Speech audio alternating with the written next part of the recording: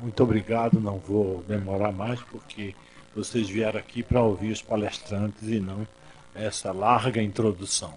Né? É isso, não é só uma celebração, embora seja muito bom fazer celebrações nesta USP, que está cada vez mais morta. E cuidado que vem reitores aí que vocês não sabem nem o tamanho deles. Então é bom perturbar essa paz de elefantes que a USP está se tornando, e nada melhor do que um pensamento vivo, ágil, instigante, contundente, como o de Mesaros. É uma celebração, sim, e é sobretudo a afirmação de que o marxismo continua sendo capaz de interrogar o mundo vivo. Enquanto se desenrola uma crise tremenda e as ciências tradicionais da economia e da sociologia não conseguem dizer o que é esse monstro que come trilhões de dólares, o marxismo continua sendo capaz de tentar decifrá-la. Aquele desafio de decifra-me ou eu te devoro, com o marxismo não vai acontecer. Nós vamos decifrá-la. Por isso, o trabalho intelectual militante do professor Mesaros. É uma dupla celebração, a da vitória de uma obra intelectual e a da vitória do não conformismo eterno, que é a nossa missão intelectual. Muito obrigado, aproveitem aqui e comam durante esses dias, como se diz no Nordeste, doce de coco, que é o que não vai faltar. Muito obrigado.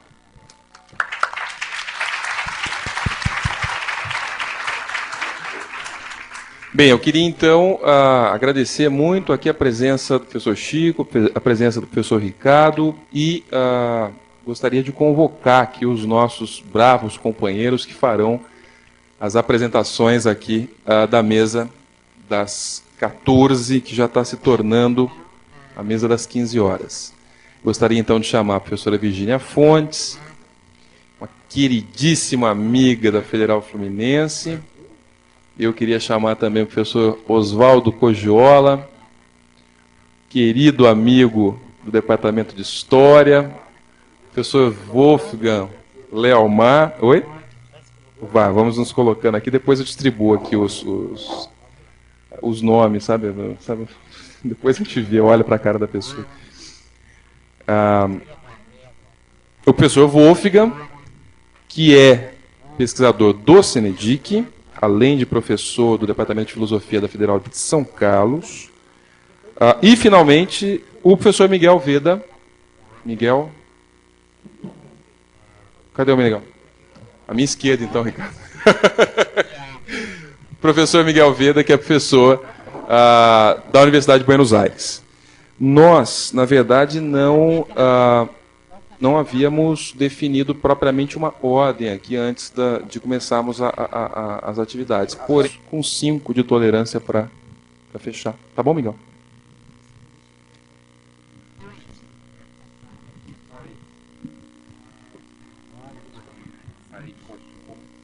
Boa tarde.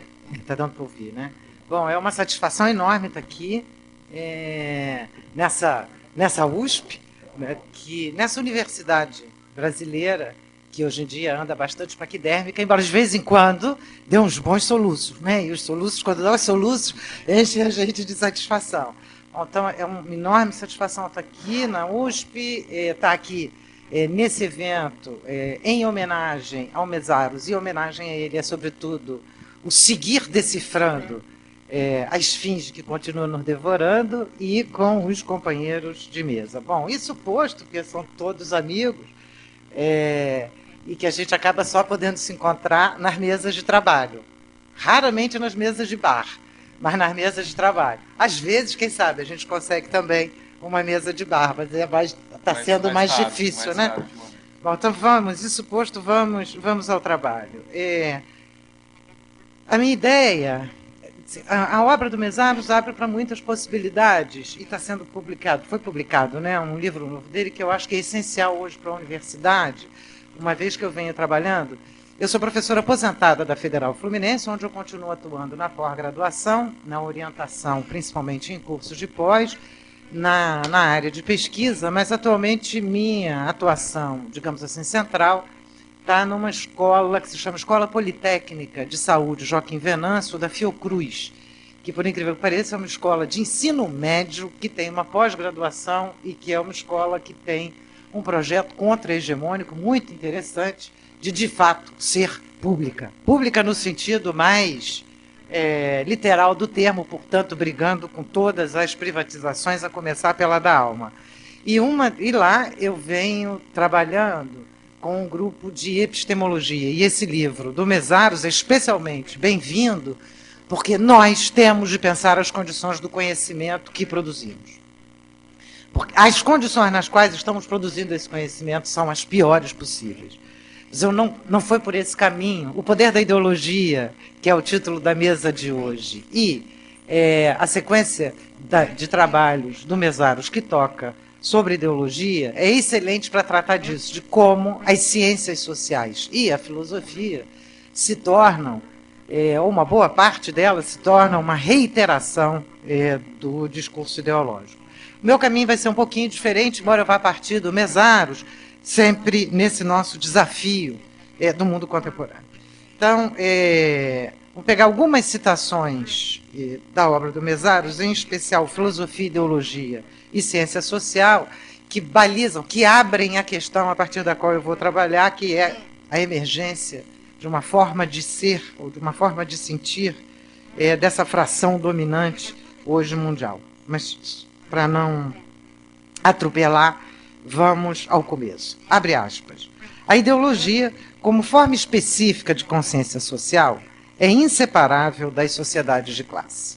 Ela se constitui como consciência prática inescapável de tais sociedades, vinculada à articulação dos conjuntos de valores e estratégias rivais que visam ao controle do metabolismo social sob todos os seus principais aspectos.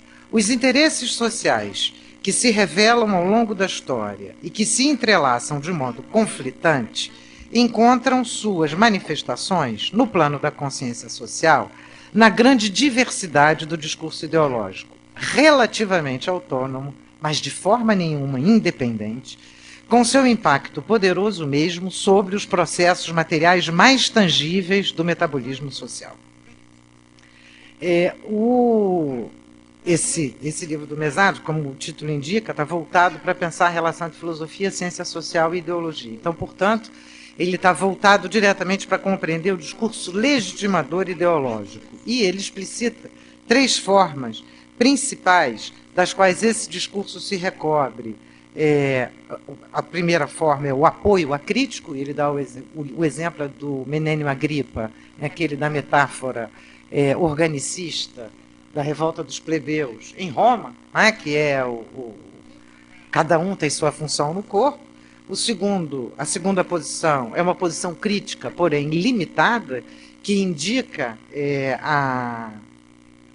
os problemas desse discurso ideológico, porém não chega a propor a sua superação. E a terceira posição é a posição revolucionária, que questiona radicalmente a persistência histórica do próprio horizonte de classe. Então, esses são os 3, digamos assim, as 3 posições ideológicas fundamentais. E, por último, eu não vou agora ler a citação para não tomar muito tempo, tem um outro momento que eu acho importantíssimo, assim, alguns sinais de alerta para pensar a questão da ideologia no mundo contemporâneo, é de que a ideologia abre aspas, o imperativo de se tornar consciente em termos práticos do conflito social fundamental, a partir dos pontos de vista mutuamente excludentes das alternativas hegemônicas que se defrontam em determinada ordem social com o propósito de resolvê-lo através da luta. Fecha aspas. Então, portanto, a questão chave da ideologia é a questão da luta de classes. É nela que a ideologia, dentro dela que a ideologia se constitui, é nela que ela se torna uma consciência prática inescapável. O meu trabalho, bom, eu venho lendo os textos do Mesaros há muito tempo e venho pesquisando sobre imperialismo contemporâneo. O que eu pretendo mostrar para vocês é uma parte do que eu venho trabalhando que tem a ver com essa ideia da consciência prática inescapável, que é a seguinte: como se constituem formas práticas na existência de determinados setores das classes dominantes que vão se cristalizar como consciência prática inescapável, serem destiladas, serem difundidas, divulgadas, constituídas numa espécie de senso comum, mastigadas e remastigadas pela mídia, pela universidade, pela televisão, pelo jornal, etc. Em que chão social algumas coisas aparecem fragmentárias, parciais, ligadas a uma certa forma de dominação, que a partir dali, mais ou menos, passam a fazer parte desse amálgama confuso que aparece como uma espécie de segunda... eu ia dizer segunda pele, mas não é propriamente uma segunda pele, como se fosse uma reflexão primeira, a forma imediata de chegar na existência. De que maneira isso, que vai depois ser refinado pelos ideólogos de maneira bastante complicada, embora, se quer para gastar bem o nosso tempo na universidade para fazer ideologia dominante, de que maneira isso, que em algum momento vai se converter no material para os ideólogos, emerge, muitas vezes, no próprio chão da relação social predominante. Portanto, essa questão tem a ver exatamente com a interrogação sobre as condições do imperialismo contemporâneo. E é uma posição de luta. Me parece que um dos elementos, e para responder exatamente a isso que o Mesaros exige, um dos elementos fundamentais da nossa posição é evidenciar o quanto uma boa parcela daquilo que para nós parece natural, parece natureza, parece corriqueiro, parece corresponder imediatamente ao real, nada mais é do que a correspondência ao real de uma certa dominação. Sim. E que, portanto, precisa ser trabalhado contra essa dominação e contra, aliás, qualquer forma de dominação. Então vamos para, digamos assim, eu vou apresentar tudo muito rapidinho, peço desculpas, porque não dá tempo de fazer uma coisa muito longa.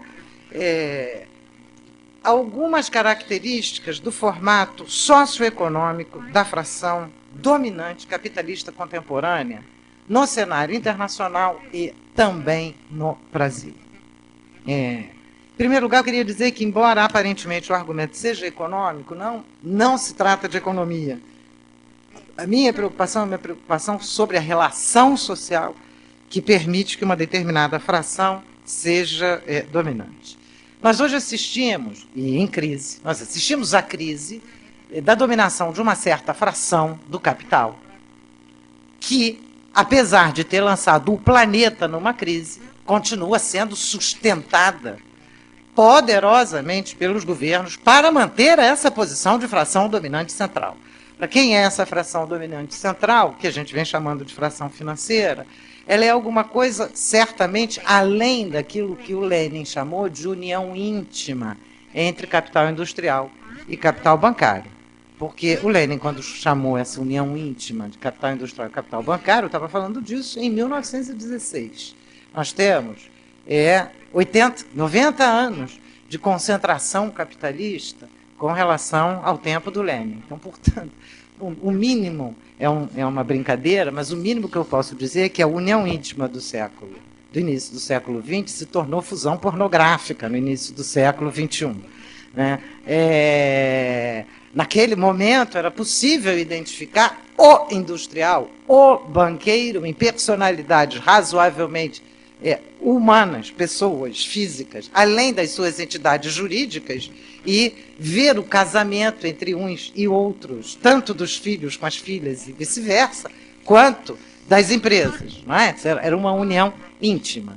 Hoje, todas as formas, todas as origens de capital, quer ele seja industrial, bancário, comercial, todas essas formas, convergem, que são metamorfoses do capital, que são etapas da realização do valor, etc. Mas de todas essas formas, converge capital para uma espécie de concentração da pura propriedade capitalista sob a forma dos recursos sociais da produção. Isto é, quem é capaz de impor extração de mais valor sob qualquer formato e sob qualquer dimensão. Isso é alguma coisa difícil da gente pensar. Quem ajuda bem a gente a pensar isso é o Marx. Lá no livro 3 do Capital, é o clássico. Né? Ele ajuda a pensar, ele não resolve o problema, porque na época do Marx também não tinha essa fusão pornográfica. Ela é razoavelmente recente, alguma coisa que data do um pouco adiante do pós-Segunda Guerra Mundial. É uma tal concentração de propriedade que procura se manter como capital-dinheiro e que precisa se valorizar como se dinheiro fosse. Dinheiro, como vocês sabem, não se valoriza. Vocês todos têm dinheiro na carteira, né? Você bota nota macha e nota fêmea e elas não dão filhote. Né? Então, como vocês sabem, dinheiro não se multiplica. Vocês estão rindo, mas no fundo, tem alguns que acreditam que o banco tem, né? Que as nossas notas são todas macho e que as do banco devem ser feminina, né? Fêmea, que aí você manda as suas notas, o banco lá multiplica. Bom, só tem uma maneira de garantir remuneração em escala, extorquindo sobre o trabalho. Que ele seja extorquido sob a forma do trabalho com contrato regular e direito à carteira de trabalho e aos direitos, etc. Que ele seja extorquido sob a forma do trabalho sem formas, citação de pé de página do Chico, que ele seja extraído sob a forma da precarização ou do voluntariado, é extração do sobretrabalho. Extração do sobretrabalho do trabalhador livre se chama mais valor. Sobretudo se chama mais valor quando se trata de produzir elementos socialmente necessários para o capital. Não é porque a questão do capital não é uma questão da socialmente necessário para a maioria da população. É o socialmente necessário para a realização do lucro. Essa concentração brutal obriga, simplesmente, e isso acho que a obra do Mesaros é que coloca isso da maneira mais clara, impõe aos capitalistas, essa personificação do capital, obriga o capitalista, portanto, a interpenetrar-se mais ainda, portanto, a pornograficamente fundir-se mais ainda. Não só com fusões e aquisições, mas também com o contrário, desmembrando a empresa, quebrando a empresa, colocando uma para concorrer. Se alguém participa da copropriedade de 500 empresas no planeta, tanto melhor, as senhoras entram em concorrência umas com as outras. Não tem o menor problema, não faz a menor diferença. Se nós temos hoje 500 multinacionais dominando o conjunto do processo produtivo, essas 500 multinacionais mobilizam em torno dela uma variedade gigantesca de médias, mais ou menos médias, empresas extorquindo sobre trabalho, sob formas as mais variadas, com ou sem contrato. Só para dar um exemplo banal que está aqui no nosso alcance, a Companhia Siderúrgica, quando foi... Já tem 20 minutos? Nem cheguei no tempo. Quando foi 20 minutos, rapidinho mesmo. O argumento para a privatização da Siderúrgica Nacional era que ela tinha muito trabalhador. A siderúrgica tinha 28 mil trabalhadores. Hoje a siderúrgica se orgulha de produzir não sei quantas vezes mais com 9 mil trabalhadores. Então a gente olha isso, é espantoso. O que a siderúrgica não diz é que mais outros 10 mil trabalhadores trabalham para a siderúrgica sem contrato com a siderúrgica e não são, portanto, declarados na siderúrgica. Se nós formos para um exemplo mais imediato da Petrobras, que tem 70 mil trabalhadores e 200 mil precarizados. Bom, essa forma de ser, portanto, envolve alguns atributos que são atributos da própria reprodução dessa fração e que vão se generalizar de alguma maneira muito peculiar. Eu vou ler, que é para poder ir mais rápido, porque se eu ficar conversando, vou embora. Essa forma, hoje, se erige como uma espécie de pura propriedade, em face dos demais proprietários, que passam a ser menos relevantes. E impulsiona a expansão das relações sociais capitalistas, embora aparentemente delas esteja distante, porque esta propriedade não está atuando direto na condição imediata da extração do mais-valor. A distância dela é grande. Quanto mais distante está, segregando o capital fictício, mais precisa produzir as condições sociais, mais impõe as condições sociais que permitem o aumento da extorsão do sobretrabalho, que é a condição fundamental para a sua existência. Através do quê? De uma sequência de expropriações na vida social, que vão desde a expropriação original, a expropriação da terra, que, como vocês sabem, não está concluída no mundo, aliás, no mundo hoje. 50%, 51% da população mundial agora reside em cidades. Portanto, nós estamos assistindo um processo ainda de expropriações originárias, intensas, em curso, tanto no Brasil, quanto na China, quanto na Índia, quanto na América Latina, mas de expropriações secundárias que se tornam cada vez mais importantes para a garantia da extração de sobretrabalho para o capital, ao custo e ao preço de uma eventual de um esmagamento da humanidade. Então, portanto, que questões aparecem como forma de ser aí? O empreendedorismo. Quer dizer, essa escala concentrada de capitais, que estimula simultaneamente a concentração e a dispersão do capital extrator de mais valor, ela não é necessariamente o grande proprietário quem está extraindo diretamente o mais valor. Mas ele precisa que alguém o faça. O termo capital funcionante é do Marx, já para pensar exatamente esse processo, em processos de grande concentração de capitais. O empreendedorismo, ou isso que aparece agora como sendo o atributo mais, o inovadorismo e o empreendedorismo, como um atributo mais moderno do ser, como aquilo que o homem sempre quis ser, nada mais expressa do que um impulso obrigatório dessa pura propriedade altamente concentrada em concentrar e dispersar capital funcionante. O segundo polo é converter todas as formas de reflexão em formas de reflexão sobre gestão. É preciso, portanto, uma propriedade nessa escala é simultaneamente tentacular e capilar. Nessa concentração internacional, o volume de capitais concentrados é tamanho. Bom, vocês viram o quanto se queimou de capital no último ano. Vocês viram o quanto foi doado, né? Falou aqui dos trilhões. Foi doado para sustentar, para garantir que esse mesmo grupo continue. Ora, de onde que veio esse dinheiro que não existia antes, esses trilhões doados? Não tinha, né? Não tinha para a saúde, não tinha para a carne, não tinha para o transporte, não tinha para a educação, não tinha para nada. De onde veio? Do nosso futuro. Esse dinheiro é uma aposta de que é possível continuar explorando para frente, não só na mesma proporção em que já vinha, mas que essa proporção tem de ser intensificada. A dinâmica é exatamente a mesma. Lógico que outros elementos vão aparecer como elementos intrínsecos a esses. Eu vou citar alguns, porque o meu tempo já terminou, que são a hipervalorização do trabalho intelectual, não mais trabalho científico, do trabalho meramente intelectual, da distância do trabalho para o trabalho manual, como sendo o trabalho do calcular, decidir, verificar risco.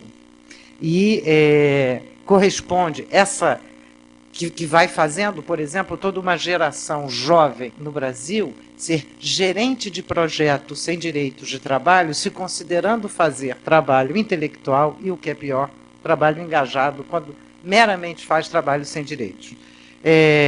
Uma retórica de uma democracia decalcada de uma assembleia de acionistas, onde o que vale é o tamanho da propriedade e não a igualdade, e as metamorfoses da filantropia, que se torna... A filantropia, vocês sabem, é a generosidade pragmática dos muito ricos. princípio. Então,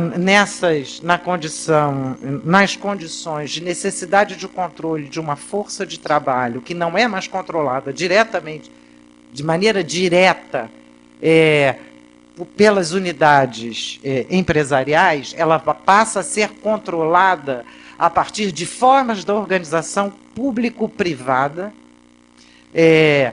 através do que eu venho chamando mercantilização da filantropia. Se der tempo depois no debate, a gente continua com isso, de uma mercantilização da filantropia que no Brasil cresce nos anos 80, que vira uma ascensão empreendedorista teleguiada diretamente pelas grandes empresas. Vide, quem tiver alguma curiosidade, entre no site do IBGE e vide as FASFIL, fundações e associações sem fins lucrativos. São 340 mil, das quais boa parcela é empresarial, ou entre no site do GIF, Empreendedorismo Empresarial e Voluntariado Empresarial, para ter uma ideia do quanto isso representa. Mais de 1 milhão de trabalhadores nas FASFIL, com salário médio de R$1.000, é mais do que o Serviço Público Federal inteiro. Portanto, nós temos hoje, emergindo dessa relação, não é de uma economia, é simplesmente uma relação social, alguma coisa que é extremamente perigosa e que nós precisamos estar atentos, porque ela expressa as condições de uma ideologia em, fragmentariamente, trazer grandes questões como questões de uma filantropia ou da quietude, convertendo o que é luta popular em obediência a projeto internacional. E depois a gente volta para o debate.